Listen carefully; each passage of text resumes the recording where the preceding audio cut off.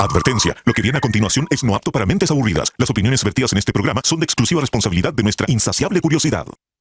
Señoras y señores, porque todo en la vida tiene su ciencia, aquí comienza All You Need Is Love. El show de ciencia y tecnología más querido del mundo. Con la conducción del periodista Iván Rimaza. Completamente en vivo desde el estudio 47.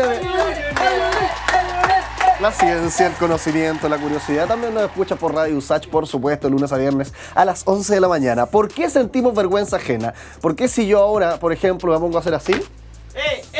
Pero es que no hagan, tienen que hacerme sentir incómodo. Piféenme, de hecho. Claro, ¿por qué eso me hace sentir vergüenza ajena? ¿Por qué ver a alguien, no sé, embarrándola en público, qué sé yo? Ver a Meruane, ¿por qué nos incomoda o nos hace querer mirar para otro lado?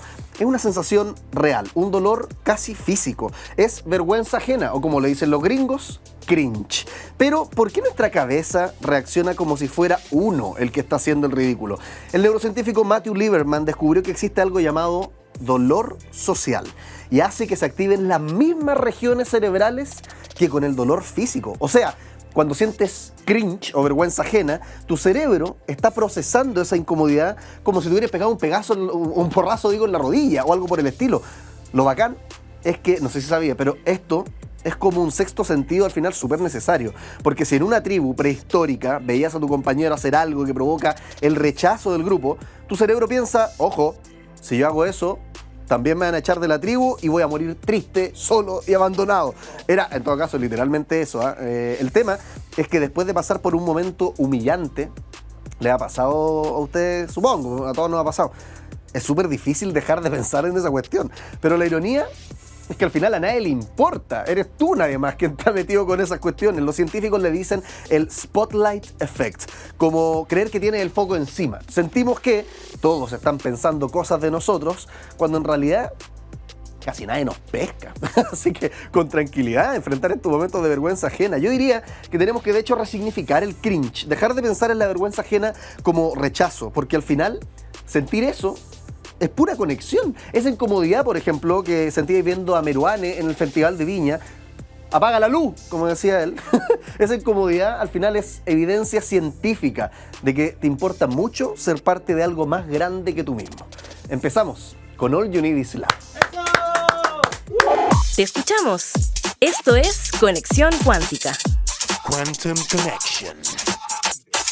Esa es la idea, no solamente escucharte, sino que leerte, porque las redes sociales de All You Need Is Love, @UsachOficial, @stgo.tv, @radiousach, @diariousach, todo lo que tenga Usach, estamos subiendo hartas cositas. Por ejemplo, Matei y su estrategia de andar hablando burradas está respaldada de alguna manera por la ciencia, está todo calculado. O la última que hicimos incluso, el botón del semáforo, ese botón peatonal, que es una cajita amarilla y que pareciera que no sirve para nada, ¿sirve de algo? Bueno, hablamos con un experto, nos dijo que sí sirve. Incluso explicó más o menos cómo funciona el ciclo. Vamos a ver los comentarios porque harta gente comentó lo que pusimos ahí en redes sociales. Uno nos escribe, propaganda pro botón del semáforo. Mira, está como Axel Kaiser, creyendo que todo es conspiración.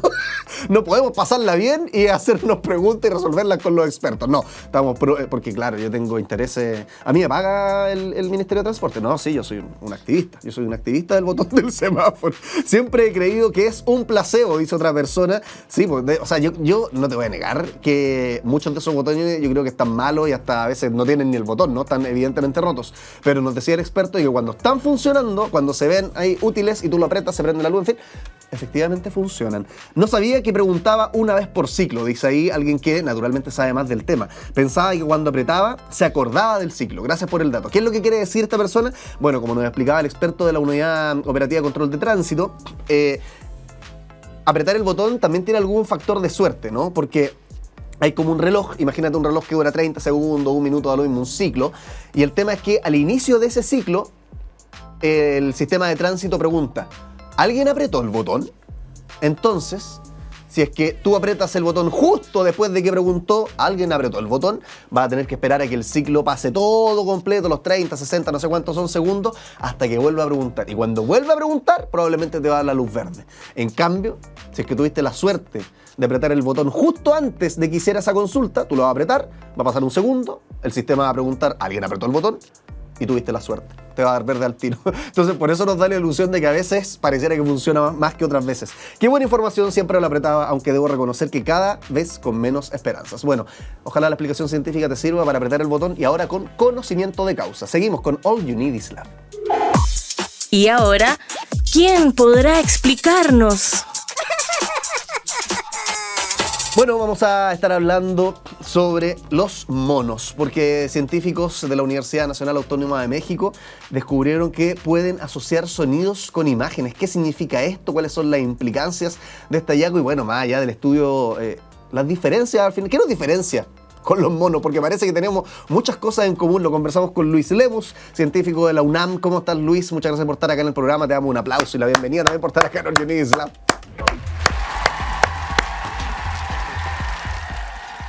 Hola Iván, perdón, no te escuché. ¿Y ahora me escuchas bien? 1, 2, 3, probando, conexión, No ¿me escuchas? No tiene idea de lo que está pasando Luis Lemos en este momento, no sabe lo que está pasando. Luis, ¿me escuchas? ¿O no me escuchas? Porque sí, la idea es escuchar. Oye Luis, ¿qué nos diferenciamos de los monos al final? Porque cada hallazgo que aparece es como que tenemos un montón de similitudes naturalmente. Nos diferenciamos en muchas cosas, ¿no? Pero nos parecemos más de lo que creemos. Así es, pues tenemos un antepasado común. Oye, no sé si ustedes escuchan el eco que yo escucho. Dale nomás, Luis, nosotros te escuchamos perfecto, desarrolla la idea lo mejor que puedas. De acuerdo, hace más o menos 40 millones de años, pues hubo un primate del cual descendemos todos los primates.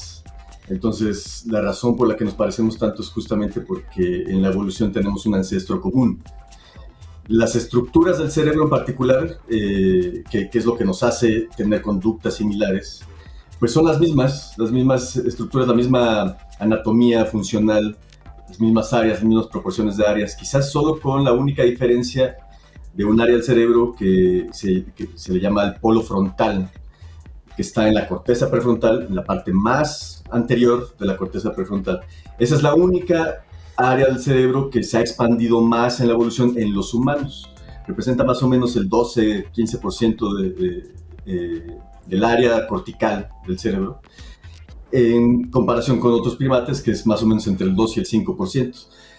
Pero fuera de eso, todas las otras áreas tienen más o menos las mismas proporciones. Se dice que esta es el área cerebral que nos hace precisamente humanos. Pero bueno, como tú bien dices, el resto de las conductas son similares. Lo que nos diferencia, la cognición que nosotros pensamos tener más evolucionada, por así decirlo, que el resto de los primates, se dice que viene propiamente de esta área. Pero resulta que si hay humanos con alguna lesión en esta área y pierden el área, resulta que su conducta sigue siendo la misma, no pierden funcionalidad. Entonces, no es un área que realmente nos permita sobrevivir o sea fundamental para nuestra supervivencia, quizás. Las otras conductas siguen ahí y esas otras conductas son muy parecidas a los primates. Por supuesto que los primates pues tienen algunas limitaciones. Los primates no humanos tienen limitaciones, así como nosotros también tenemos limitaciones, pero hay muchas homologías y eso es lo que nos permite precisamente estudiar a los monos para entender cosas que nos importan a los humanos. En particular, lo que yo hago es estudiar el cerebro y entreno a los monos a hacer tareas que los humanos pueden hacer. Entonces, oye, Luis, y este entrenamiento que tú haces con los monos me hace preguntarme también la facilidad que tienen para aprender, porque de hecho parte clave del experimento fue que ellos ocuparan como unas pantallas, ¿no? Ellos escuchaban algo, ahí nos puede explicar, y apretaran ciertas cosas, y yo he visto incluso monos en otros laboratorios de Japón, otros científicos, y que pueden hasta resolver puzzles, o sea, ocupan dispositivos electrónicos, pareciera con la naturaleza de un ser humano. Cuéntanos sobre lo que hicieron en el estudio y cómo tenían que ir ellos ahí apretando cositas según lo que escuchaban.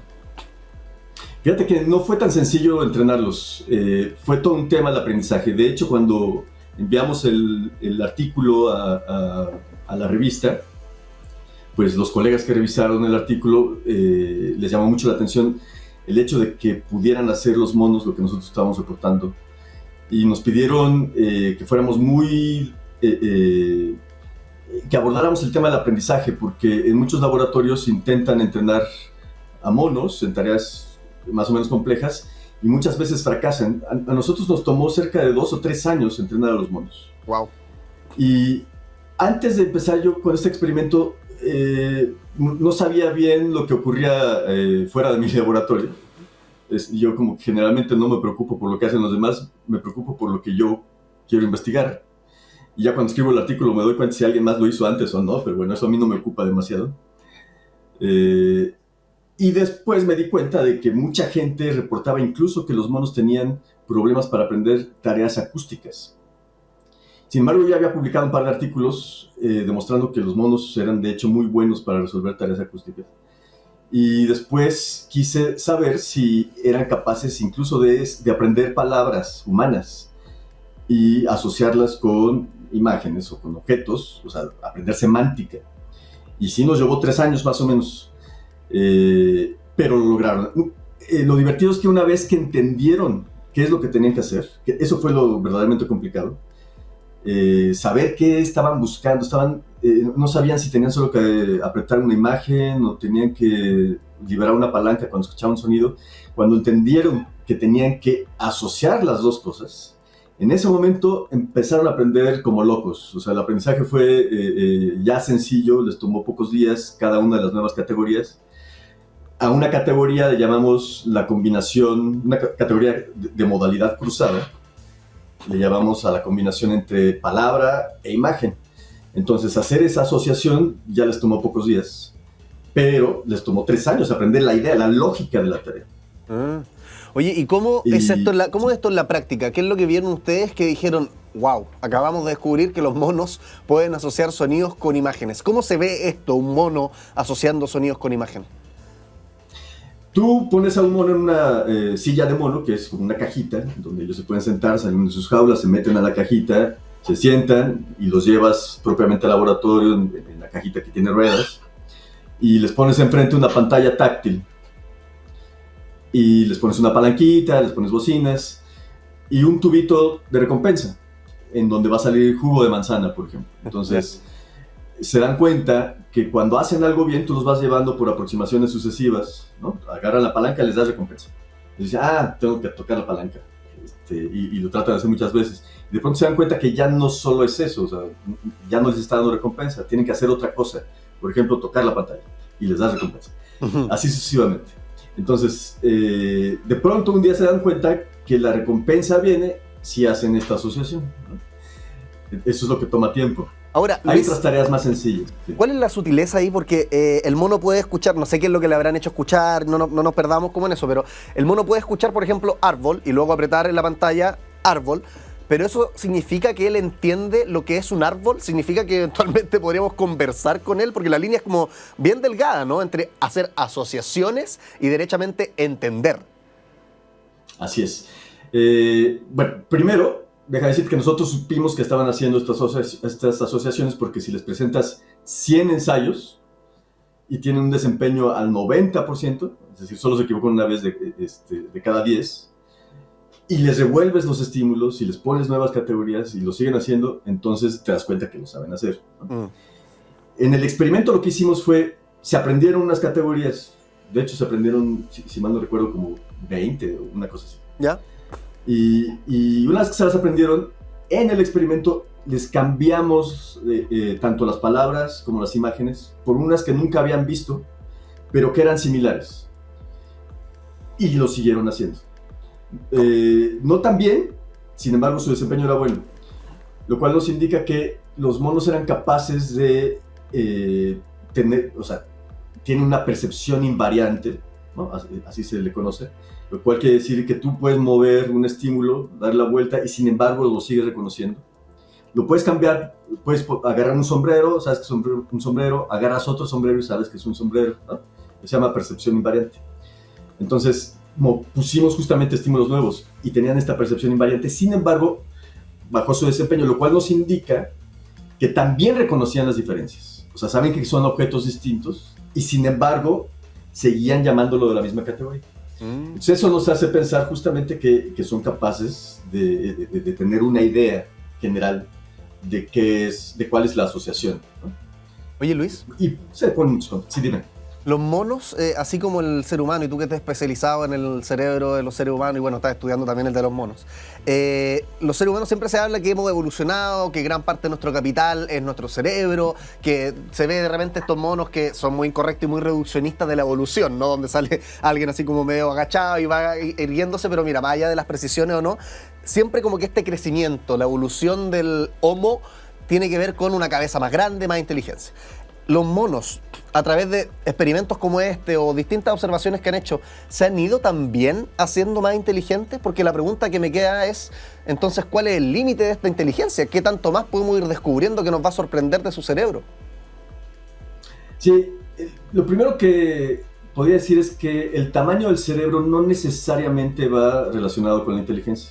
¿Ya? Los elefantes, las ballenas, los delfines tienen cerebros más grandes que nosotros. Wow. Ahora, eso por un lado. Y por otro lado, ¿qué es la inteligencia? Es una métrica un poco tramposa a veces, ¿no? Depende de quién haga ese estudio. Claro, muy antropocéntrica, ¿no? Como la definimos los humanos, obviamente nosotros vamos a ser los más inteligentes. Claro, y no solo eso, sino que estas famosas pruebas de IQ también depende qué sociedad las hizo. Si lo hicieron los alemanes, los estadounidenses, las hicieron adaptadas a su sociedad, etc. Son, con cuidado hay que tomar esos temas del IQ o de la inteligencia. Lo que sí podemos decir es que hay una relación, un índice entre el tamaño del cerebro y la masa corporal, porque finalmente el cerebro lo que se dedica es a mover el cuerpo, ¿no?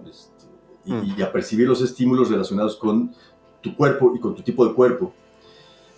Un elefante tiene una área cortical muy grande que se dedica al movimiento de la trompa, a la representación sensorial de la trompa, al olfato, etc. Y es muy grande ese cerebro. Tiene una muy buena memoria porque depende de su adaptación, el saber dónde está el alimento, ubicación espacial. Entonces, dependiendo cuáles son tus demandas adaptativas, es el cerebro que desarrollas. Nosotros no podemos decir que somos más inteligentes que un elefante en muchos sentidos, ni tampoco más inteligentes que una hormiga en muchos otros sentidos. En función de dónde te estás desenvolviendo, pues esa es la inteligencia. Es fascinante, claro. Lo único que podemos decir, tenemos el cerebro más grande, no por eso somos más inteligentes. Y tenemos el cerebro más grande porque esta es nuestra adaptación. Somos de hecho unos simios grandes, no tan grandes como el chimpancé o el gorila, pero sí somos unos simios más o menos grandes, como todos los simios, digamos. A diferencia de los monos, estos que tienen cola, ¿no? Claro. Son más chiquitos, pero en nuestra adaptación, en nuestro ancestro común, digamos hace unos 6 millones de años de los simios y el linaje de los humanos, pues crecimos mucho, quizás por cuestiones sociales, en fin, hay un debate. En el caso de los humanos, hay una hipótesis que dice que nuestro cerebro creció mucho porque perdimos masa muscular, una relación entre las dos proteínas que conforman a los músculos, la miosina y la actina. La miosina tuvo una mutación hace más o menos 4 millones de años y esa mutación hace que la miosina en humanos sea una proteína muy chiquita y entonces entre la miosina y la actina tiene una dinámica muscular. Como nuestros músculos se hicieron débiles en comparación a un chimpancé, que es nuestro es el simio más cercano a nosotros, es el primate más cercano a nosotros. Los chimpancés son brutalmente fuertes, son como Tyson a la 10, porque ellos tienen unos músculos muy fuertes y nosotros no. Entonces, esa pérdida muscular hizo que la relación del músculo, que se llama macetero, que se dedica a agarrar la mandíbula para que podamos masticar raíces o hierbas vegetales que tienen pared celular que hay que triturar para poder digerir, ya no tenemos esa fuerza para masticar, entonces tuvimos que movernos a otro tipo de alimentación, a ser más carroñeros, más oportunistas. Y como no tenemos ese músculo, esa relación músculo-esquelético, entonces hubo oportunidad que creciera el encéfalo se relleno de neuronas. Es una de las hipótesis que coincide con los hallazgos paleontológicos del momento en el que crece el cerebro y del momento puntual en el que se da la mutación en mioceno. Entonces, esa es una de las posibilidades. Oye, Luis Y Lemus. como creció el cerebro, pues lo aprovechamos para conductas, ¿no? Digamos, y como no somos tan fuertes, tuvimos que agarrarnos de la inteligencia para resolver problemas, ¿no? Luis Lemus, estamos hablando con un científico de la UNAM sobre hallazgos que hicieron ahí con los monos. Les costó un montón entrenarlos y descubrieron que pueden asociar sonidos con ciertas imágenes. Tenemos juegos acá, Luis Lemus. Dentro de ellos, esta pecera. Y tú dirás, ¿qué pasa con este chileno que me invita a un programa de ciencia y saca un juego en medio de algo tan serio como una... No, tenemos la acá- ciencia tiene que ser un juego. Tiene si que no, ser, ¿para qué? ¿cierto? Tiene que ser, tenemos que pasarla bien. Acá tengo muchos papelitos, Luis, y cada uno de estos papelitos, vamos a mostrar ahí a la cámara rápidamente para que veas que no es mentira, están escritos, tienen algunos textos. Pero el tema es que esos textos son frases reduccionistas, provocadoras sobre lo que estamos hablando. Los monos, tu hallazgo, el cerebro del humano, el cerebro del mono. Entonces la idea es que cuando escuches lo que dice uno de estos papelitos, tú digas, lo confirmes, lo precises y lo matices si es que está más o menos, o derechamente lo desmientas si es que es un absurdo lo que estábamos diciendo en el papel. ¿Te parece? Ok. Vamos a ver entonces, sacamos un papelito, estamos hablando con Luis Lemus, directo desde México, sobre los monos, seres humanos y nuestros cerebros. Los monos entienden palabras. ¿Qué dice el experto? Más o menos. Entienden, reconocen la fonética de las palabras. Y en este caso, pudimos demostrar que los monos en efecto aprenden a asociar esos sonidos con imágenes. Eso es un grado de entendimiento, ¿no? Eso diría. Eso, ¿de De qué manera forma se natural no las diferencia? entienden. ¿De qué forma eso se diferencia de cómo los humanos entendemos cosas? Pues no mucho. De hecho, los humanos tenemos que aprender a reconocer sonidos y asociarlas con imágenes en un inicio, cuando somos bebés, y luego con otras cosas. Es un aprendizaje asociativo lo que hacemos los humanos. De hecho, es el mismo mecanismo. ¿Y Solo por qué que no- nosotros, bueno, ¿Y por qué no somos monos? Claro, esa es la pregunta que queda, ¿no? bueno, sí somos monos, Listo.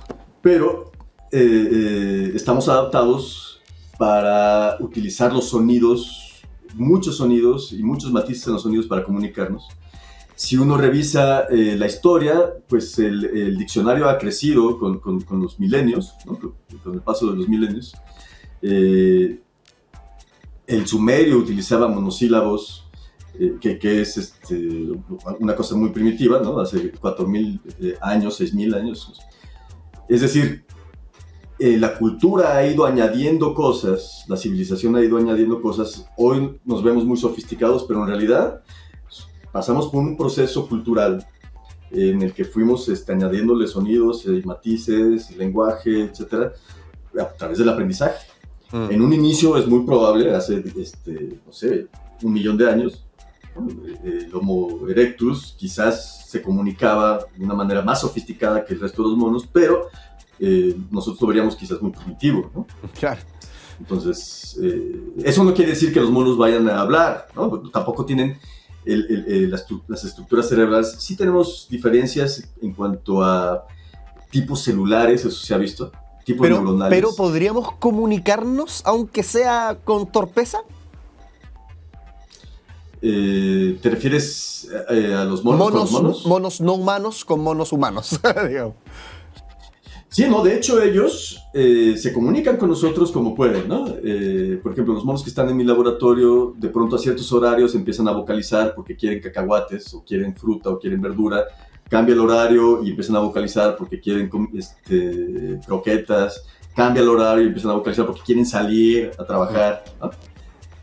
O mueven la jaula. De pronto, si mueven la jaula, quiere decir que, como está el comedero en la jaula, quiere decir que quieren comida. Si mueven en otra parte, quiere decir que quieren agua, ¿no? Entonces, hacen lo que pueden para comunicarse con nosotros, y nosotros vamos y les damos lo que necesitan, y entonces hay una comunicación, ¿no? Qué fascinante. Y, sí, Oye, las vocalizaciones sí las modulan un poquito. De hecho, estos macacos tienen hasta 14 vocalizaciones conocidas que representan cosas distintas, todas relacionadas a necesidades somáticas. Ya. Por ejemplo, hay una vocalización que se llama Q, que quiere decir quiero, dame, necesito, ¿no? hay otra vocalización que se llama grunt, que, es que quiere decir gracias, amigo, que vuelve pronto, ¿no? En fin, hay cosas. Oye, qué pero buena. todos es una necesidad inmediata. Podríamos armar un Quizás diccionario. asiente su Un lenguaje. diccionario de las vocalizaciones sería fascinante y divulgarlo. Bueno, estamos conversando con Luis Lemus, científico de la Universidad Nacional Autónoma de México, sobre estos hallazgos en los cerebros de los monos. Muchas gracias por estar en el programa, Luis, y te damos un aplauso también por estar acá en All You Need Is Love. Un aplauso a nuestro invitado. Muchas gracias. Bueno, seguimos con más All You Need Is Love. La máquina del tiempo. Viajemos en el tiempo a una época en la que no teníamos lápiz, no teníamos pluma, no teníamos cuestiones para escribir. ¿Cómo escribíamos en la antigüedad? Pictogramas y protoescritura. Las primeras formas de comunicación escrita surgieron como pictogramas y símbolos en diversas culturas, como en China, por ejemplo, donde estaban los símbolos de Yahoo, y los símbolos de Vinca en Europa, que datan del séptimo y sexto milenio antes de Cristo respectivamente. Escritura cuneiforme, desarrollada luego por los sumerios, apareció alrededor del 3400 antes de Cristo, que es uno de los sistemas de escritura más antiguos conocidos. Estamos viendo ahí, de hecho, en Santiago Televisión, los amigos de la radio USACH se tendrán que imaginar, pero siempre se habla de los sumerios como uno de los impulsores de muchas cosas, ¿no? Y dentro de ellas, la escritura. Jeroglíficos egipcios aparecieron en Egipto hacia el 3200. El alfabeto fenicio también apareció un poquitito después, considerado uno de los primeros alfabetos fonéticos, desarrollado por ahí por el 1200 antes de Cristo, justamente por los fenicios. Llegó la época de la...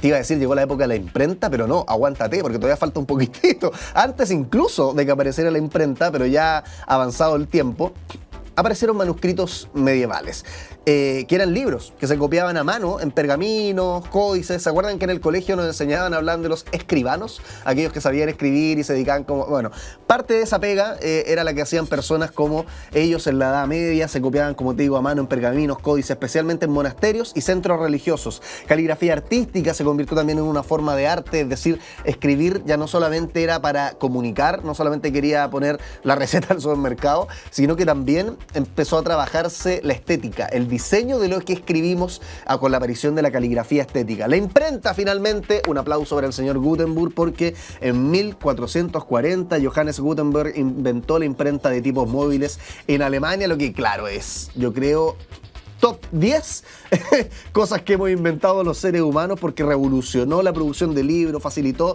la difusión del conocimiento.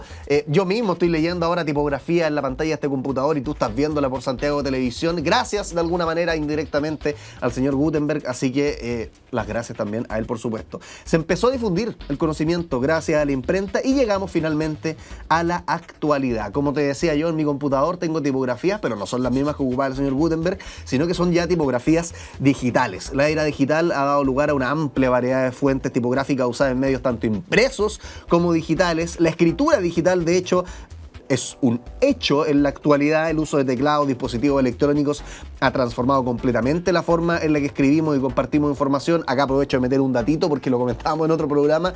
Nunca, eso sí, va a reemplazar, si es que tú quieres aprender algo, por ejemplo, tomar apuntes en clase o en algún diplomado, qué sé yo, o recordar cosas, siempre va a ser mejor hacerlo a mano. Pero ahora es mucho más cómodo gracias a la tecnología. Reconocimiento de voz incluso. A veces ni siquiera, a mí me pasa de repente interactuando con ChatGPT, me da flojera y ni siquiera escribo.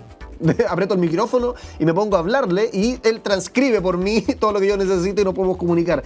Diversidad de alfabetos, etc. La tecnología llegó para ayudarnos, pero como siempre también con sus matices. Como te decía, va a aprender siempre más si es que escribes a mano, pese a que obviamente para textos largos y cosas mundanas siempre va a ser más cómodo usar lo digital. Hacemos una pausa y te ruego, por favor, que sigas con nosotros, porque ya viene más All You Need Is Love. Hagamos la corta. Ciencia al paso.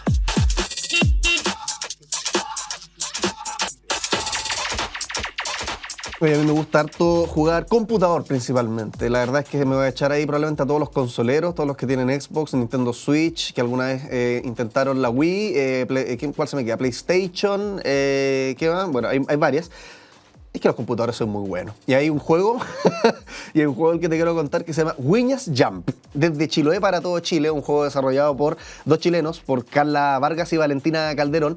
Después te voy a contar de qué se trata el juego, pero la gracia que tiene este videojuego es que propone salvar la fauna chilena. Son 2 estudiantes de la Universidad de los Lagos que están desarrollando este videojuego Viña Jump, que va a llegar para educar de una forma distinta sobre las amenazas que enfrenta la fauna nativa chilota. Así como el GTA te enseña que no hay que robarse autos o si no te pueden perseguir los militares. Bueno, este videojuego te va a enseñar a proteger la fauna nativa chilota. Como te decía, Carla Vargas, Valentina Calderón, alumnas de segundo año de la carrera de Ingeniería Civil en Informática, cuando yo estaba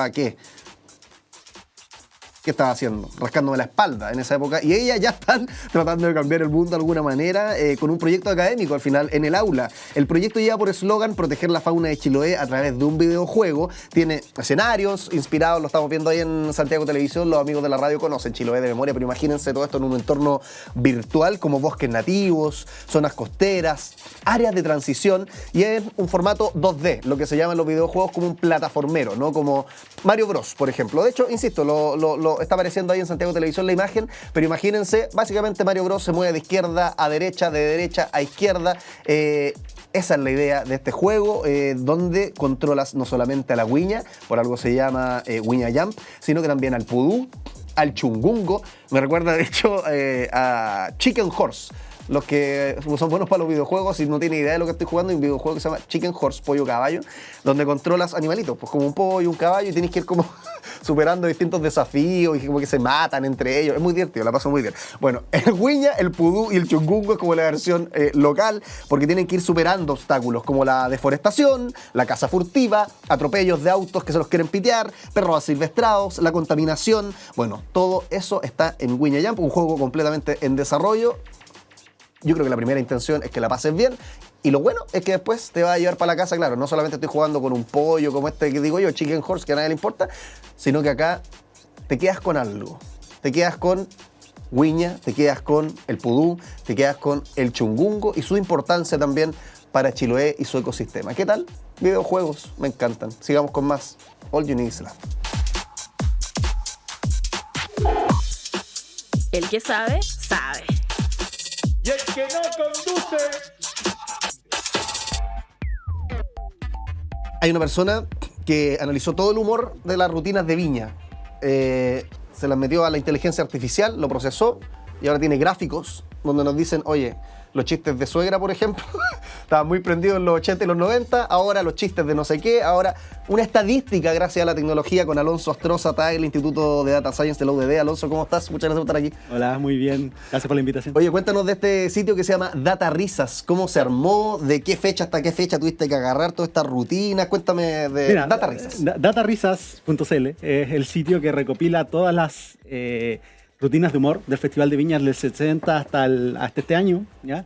Y la idea es, analizamos las transcripciones, las procesamos de manera automática con inteligencia artificial para encontrar los chistes que se contaron sobre el escenario. Desde el 60 casi del origen de... Sí, del origen. No tengo idea cuándo partió, pero... Sí, en YouTube está disponible varias rutinas desde el 60 incluso en adelante. No están todas, yo diría que están como el 90%. Bacán. Y están todas, se transcriben de manera automática y con ese texto la idea es explorarlo, buscar los chistes y ponerlos en una base de datos, pero también con una plataforma de exploración que es entretenida. Por ejemplo, tú puedes buscar suegra, como decías, y te sale un gráfico, una línea de tiempo de en cada año cuántos chistes de suegra se contaron, y tú puedes también ver los segmentos de los videos de YouTube donde se cuentan los chistes. Y bueno, ha tenido hartas visitas últimamente por ahí, gracias a un podcast de mi amigo Vicente Rotman, y mucha gente se ha metido a visitarlo, a buscar distintas cosas. Casi siempre lo que buscan, suegra, es un término, pero el término más buscado en el sitio es nóctulo. ¿Cuánto? Nóctulo. Ah, nóctulo, me vale. Sí. Ese es y bueno, es un poco la idea. Digamos que el sitio también sirva como para recopilar la historia del humor. Ahora, claro, en el gráfico nóctulo te aparece un pico solo peruano. Solo peruano. Es chistoso, digamos, es un chiste en sí mismo. Bueno, al chileno le gusta mucho reírse, un poco es parte del proyecto, digamos. Oye, ¿cómo fue este proceso? Las transcripciones, claro, están disponibles, es fácil sacar transcripciones de YouTube, pero son muchas transcripciones. ¿Qué hiciste con eso? ¿Dónde se, comillas, mete? ¿Cómo ese sistema lo estudia? Explícanos cómo la ciencia trata. Mira, principalmente lo hago usando modelos de lenguaje, ¿ya? Que son estos modelos con los que funciona ChatGPT y todas estas IA generativas actuales. Usan detrás un cerebro que procesa el lenguaje de una manera muy, muy potente. Y uso eso para tomar esos chistes y, por ejemplo, separar las partes importantes, porque en las transcripciones no solo está el chiste, sino que está como, bueno, cuando llegan los animadores y los saludan, cuando le entregan los premios, o cosas que no son chistes propiamente tal, sino que son como transiciones. Mi idea es detectar los chistes en específico. Para eso hago un algoritmo de detección de estructuras, digamos, que en el fondo estructuro ese discurso en un chiste en particular y lo voy refinando. No me quedo con cualquier chiste, sino que lo vamos refinando, todo esto de manera automática. Claro, y es más que solo conceptos, pues, es más que solo buscar nóctulo o palabras aisladas, son estructuras dentro de la rutina. Digamos. Claro, de hecho me apoyé estudié harto el tema. Llegué a un antropólogo que se llama Robin Durban, que él define como qué es lo que tiene que tener un chiste. Digamos, los chistes tienen niveles de intencionalidad, tienen estados mentales. Entonces, por ejemplo, no sé, cuando Fabricio Copano se sube al Festival de Viña a contar el chiste de que Boric se viste como si fuera a la primera comunión, ¿ya? Y que debería vender los santitos sonriendo. Claro, ahí Copano hace hartas cosas. Pues, está como el estado mental del comediante que cuenta, nosotros que lo recibimos, después nos pone el estado mental del presidente, y hace este juego entre el gobierno y la iglesia. Setting, que le dicen los humoristas, entonces, ¿no? Todo eso define un buen chiste, ¿ya? Entonces tú puedes usar los modelos de lenguaje para encontrar esa estructura. Entonces recorrer las transcripciones en busca de esa estructura, y esto define, sí, este es un chiste que vale la pena subirlo al sitio, digamos, porque tiene es un chiste que puede ser memorable para las personas. Ahora, lo divertido, y nos comentabais recién, es que la idea de esto era, a partir de este análisis, ver si es que estos modelos de lenguaje como ChatGPT, Cloud, Copilot, qué sé yo, podrían ser chistosos. Y el tema es que, por mucho que entienden las estructuras, por mucho que hicieron todo este análisis, por mucho que tuvieron acceso, yo creo que a más data de la que nosotros vamos a tener jamás, porque, en fin, igual parece que no logran ser chistosos. No, de hecho ese era mi objetivo final. Mi objetivo final era generar un modelo que pudiese hacer chistes tan buenos como los que hacen los comediantes. Tan buenos como los 60 años de Viña del Mar, digamos. Claro. Y por supuesto eso no funciona. No funciona principalmente porque estos modelos de lenguaje son muy buenos para entender hacia atrás, pero para crear cosas nuevas no son tan buenos porque crean, en el fondo van creando palabra a palabra, crean lo que se llama token a token, digamos. Entonces es como si hay un matemático que se llama Luis Serrano que lo explica muy bien, que dice, imagina que un modelo de lenguaje es como un auto, de que el espejo retrovisor llega hasta muy hacia atrás y tiene una luz delantera que solo alumbra un paso hacia adelante, ¿ya? Entonces, hacia adelante va muy mal, pero en entender la historia y entender un chiste va muy bien, pero en crear uno nuevo es muy difícil porque crear un buen chiste requiere planificación. Requiere como entender esto de los estados mentales, el generar un remate. Para que el remate tenga sentido tiene que haber una estructura previa. Entonces, esa planificación no la puedes hacer de manera tan precisa con algo que va palabra a palabra. Es la gran diferencia entre la IA y nosotros. No tienen la creatividad del humano.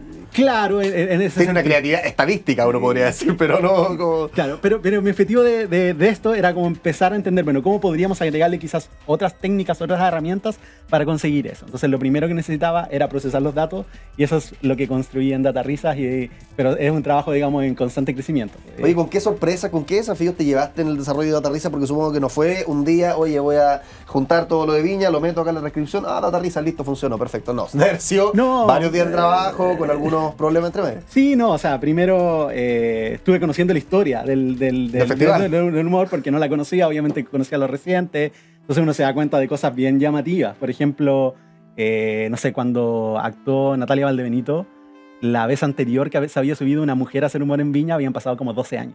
Desde Natalia, no me acuerdo cómo se llama la comediante anterior. Sí, la que imitaba a Michelle Bachelet, sí, Natalia Cuevas. Natalia Cuevas. Hasta Valdebenito, como 12 años en que no se subió ninguna mujer a contar un chiste en el Festival de Viña. Eso es bien impresionante. De hecho, cuando lancé el año pasado el sitio, lo puse en Twitter y le comenté a Natalia el detalle. Bueno, seguramente ella ya lo sabe y lo menciona varias veces. Y también un poco la edad, calculé cuando un comediante se para al escenario, ¿qué edad tenía en ese momento? ¿Y en promedio? Y en promedio, no hay algo significativamente estadístico, pero en promedio parece que desde la década del 2010 esa edad empieza a bajar. Entonces hay un efecto del stand-up comedy. De hecho, cuando apareció Copano, todos decían, qué joven que es. Claro, hay un efecto de que el comediante actual en Chile tiende a tener menos edad de cuando tenían en un principio. También me llamé mucho la atención viendo los videos de algunas presentaciones viejas que uno como que da risa de lo que se reían los chilenos, nos reíamos los chilenos en ese momento. No sé, si alguien tiene la curiosidad, le recomiendo mucho que se meta a ver el video de la rutina de Checho Irane en el Festival de Viña. ¿Hay más de una o solo una? La que está es realmente una locura. Es impresionante. No me refiero a la calidad sino a lo que pasa. Digamos, a lo que pasa. Y Y hay un... Chacho Grande termina ¿Por qué saltando... una locura? Porque es como absurdo. Chacho Grande termina saltando en una cama elástica, en el medio de la Quinta Vergara, ¿ya? Y es una locura. Y uno va entendiendo cómo era el humor y también sorpresas. O sea, de repente veía... Claro, ahora es mucho más hablado el humor. Pues antes, de hecho, uno recuerda el Flaco y el Indio, sin ir más lejos, era mucho más de gag, humor físico, claro. Me caigo. Bueno, Ruperto se tiraba en una liana. En cambio, ahora son personas. Es stand-up. Stand-up y ha cambiado ese discurso. Y también, también conecté con varios investigadores que están analizando el humor hace tiempo, incluso antes que yo.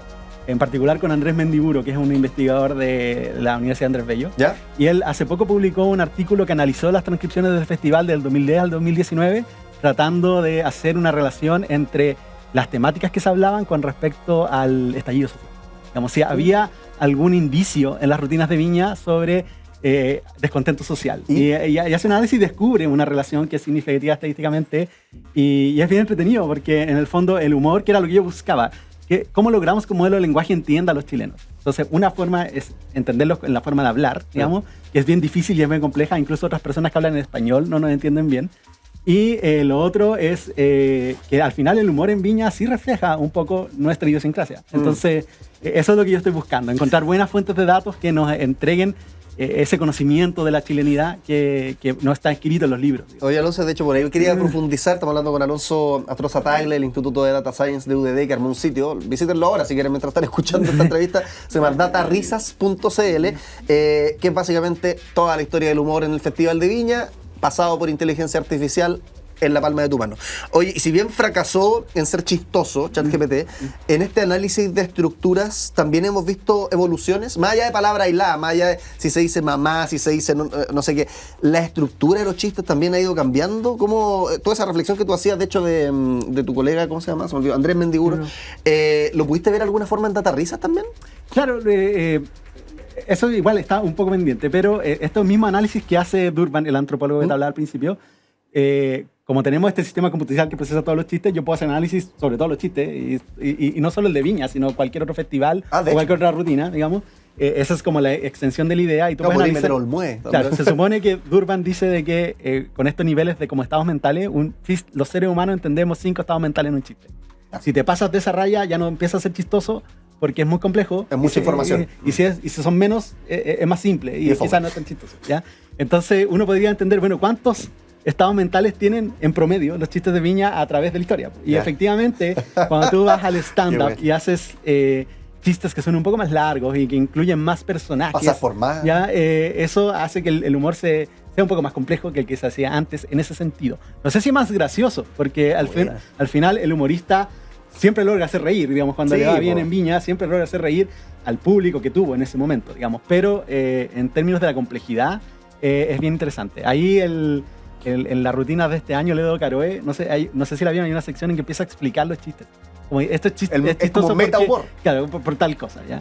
Y un poco esos procesos, un modelo de lenguaje como ChatGPT los puede hacer muy bien, ¿ya? Es muy bueno en eso. Entonces podríamos usar eso para entender bien cómo se hace el humor y qué cosas funcionan, no tan bien en crear cosas nuevas. Claro, que ChatGPT no te va a decir, oye, tira esta talla y la voy a romper, pero sí, tips. Claro, es muy bueno en esto de hacer el pensamiento divergente, digamos, que es como darte opciones y darte muchas opciones. El otro día escuchaba a Claudio Salvatore, del director de estrategia, que decía, que daba un ejemplo, decía como, oye, piensa todas las cosas que puedes hacer con un clip.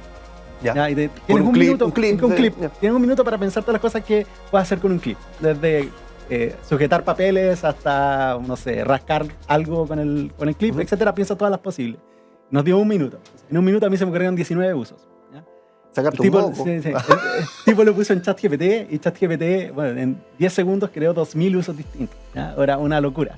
Algunos buenos, algunos no, pero entre todas esas ideas, hay alguna que va a ser de valor, y más si le das apoyo, como entender esto de las estructuras y darle la información necesaria para que te ayude a crear el contenido que quieres crear.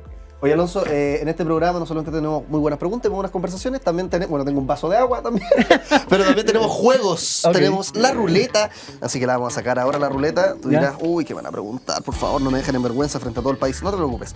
Cada uno de estos colores, Alonso, equivale a preguntas que haría un niño, una niña sobre el tema que estamos hablando ahora, sobre datarrisas, sobre inteligencia artificial, humor, cómo funciona, todo lo que hemos estado hablando ahora.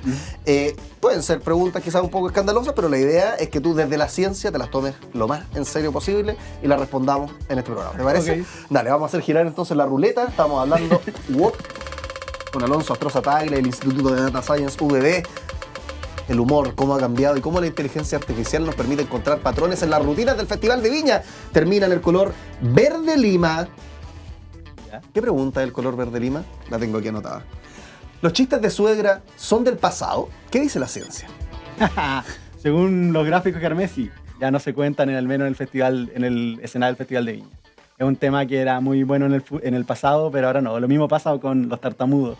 y puras cosas que hoy en día son ya están fuera, digamos, de lo que es aceptado reírse, digamos. Pero eso ha llevado a que los humoristas tomen temas que son más interesantes, digamos, que no sé, la otra vez, se me olvidó el nombre, este humorista medio colorín, Juan Pablo López. hizo unos chistes súper buenos sobre la Maratón de Santiago. y la misma Maratón de Santiago lo usa para hacer reels en Instagram, y todo eso lo encuentro brutal. Y al final, los chilenos son muy buenos para reírnos. O sea, puede haber ahora un terremoto y en 5 minutos más internet va a estar lleno de memes sobre el terremoto. Pasa algo terrible, una tragedia, pero los chilenos estamos acostumbrados a reírnos de eso de una manera muy fácil. No, y lo interesante que decía recién, más allá de las temáticas y las palabras, es que las estructuras, es decir, la forma de hacer reír también ha ido cambiando mucho. Claro.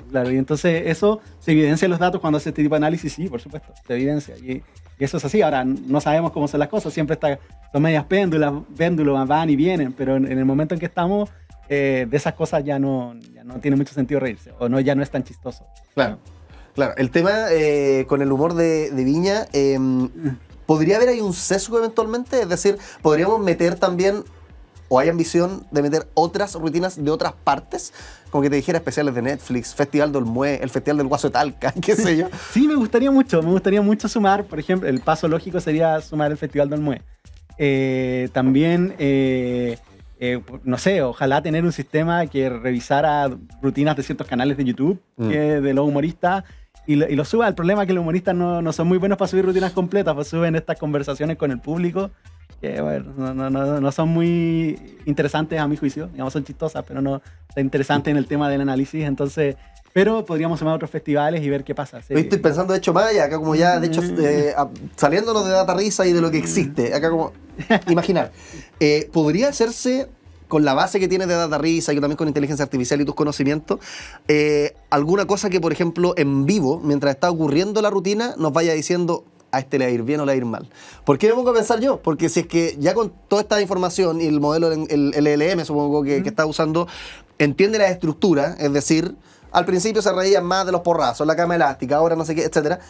¿Podría como ir en vivo diciendo esto va bien o mal encaminado? ¿O no? Habría que generar automatizaciones y cuestiones, ¿no? Pero sería posible. Sí, es posible, es factible. De hecho, como un aplausómetro en vivo, ¿no? Yo Un creo que risómetro. yo creo que se hace. O sea, hoy en día estoy seguro que hay, por ejemplo, voy a cambiar el contexto, pero estoy seguro que hay un montón de bots o algoritmos tomando acciones en la bolsa, digamos, en base a automatizaciones de ese estilo. O sea, cuando Trump va a hablar, ya hay una reacción de la bolsa esperando el momento en que hable, y mientras está hablando, pasan cosas en la bolsa y seguro hay algoritmos escuchando lo que dice Trump y tomando decisiones en ese momento, ¿ya?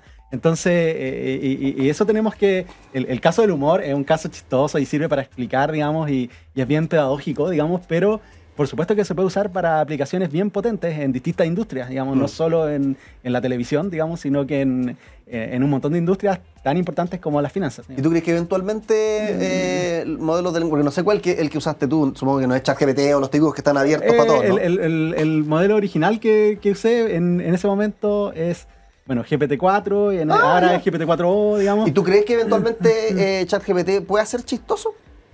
hay que meterle harta trabajo. Porque me da la idea que era más fácil, estas imágenes de Will Smith que veíamos horribles, ¿no? Hace 3, 4 años atrás generadas con IA, fue más fácil pasar de eso a un Will Smith real, Claro. que al parecer lograr que sea chistosa la IA. Parece que ese es un desafío más complejo todavía. Sí, pero han varios modelos, por ejemplo, el modelo de DeepSeek, de estos de los chinos, hizo varias estrategias como de razonamiento que son bien importantes, que podrían ayudar a que este humor sea mejor. De hecho, en teoría, yo no lo he probado, pero en teoría DeepSeek debería poder hacer cosas más chistosas que lo que hace ChatGPT. Pero yo quiero que nos quedemos con el mensaje de que en realidad la inteligencia artificial, más que crearte el chiste, te ayuda a que tus chistes sean mejores. Y digamos, chiste como cualquier cosa que estés creando. Digamos. Y a entender. Claro, y a entender la historia, digamos, que esa es la parte entender importante. patrones. Claro, y entender patrones al nivel computacional en que puedes entender todos los chistes que se han contado en el festival al mismo tiempo. Digamos. Increíble, increíble. Algo que hace, no sé, 20, 30 años era inimaginable, ahora es mucho más sencillo de hacer. Alonso Astroza Tagle, del Instituto de Data Science de la UDD, agarró todas las rutinas del humor del Festival de Viña y las metió en un sitio que tú puedes visitar ahora, datarisas.cl.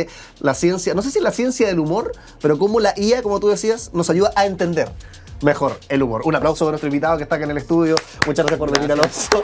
Oye, y seguimos con más. All You Need Is Love.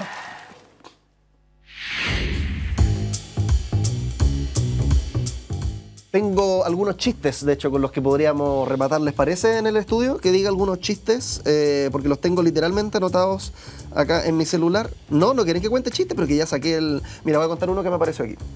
¿Saben dónde vive la hija de Bruce Lee? Allá. Como allá. Ya, bueno, no vamos a despedir entonces el programa porque parece que lo mío es más bien conducir espacios de divulgación y no ser humorista.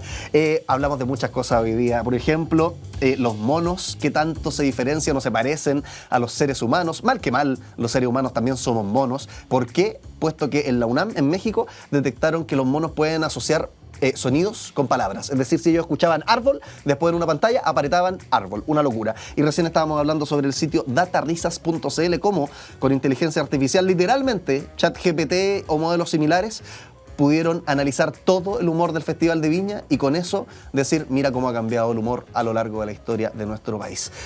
Nos encontramos en otro programa con dudas y temas tan fascinantes como ese. Tú te quedas conectado. Y mira, nos despedimos con una girada de ruleta. Adiós.